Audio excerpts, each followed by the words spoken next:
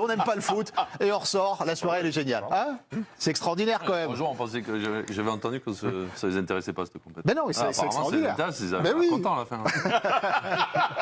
Franchement, vous ressortez comment Dave, le professeur? Non, mais déjà toute la soirée a été folle, faut bien le dire. C'est-à-dire que sur tous les terrains, sur les quarts de finale, c'était la première fois qu'il y avait des quarts de finale, encore plus avec cette version aller-retour. Donc ça a été une immense réussite. Et puis ouais, l'équipe de France qui nous fait un renversement de situation. C'est-à-dire qu'en fait, en plus, le truc c'est qu'à partir du moment où il est le premier, tu sais qu'en fait derrière, et même tu te dis même que dans le temps réglementaire ils vont réussir à le faire. C'est dantesque, et même la série de tirs au but, elle a été folle parce que tu en as 2 d'avance. Et puis tu annules ton avance avec 2 ratés, 2 échecs. Et de nouveau, tu reprends le truc. C'est une super soirée parce que, ouais, t'as rendez-vous maintenant avec le Final Four. Et là, t'as un grand rendez-vous avec l'Espagne. Et t'as hâte d'y être, quoi, déjà.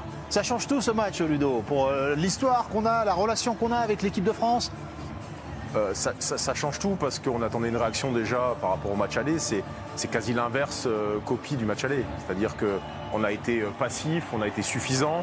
Là, on a été actif, on a été dans notre match, on a fait le match qu'il fallait.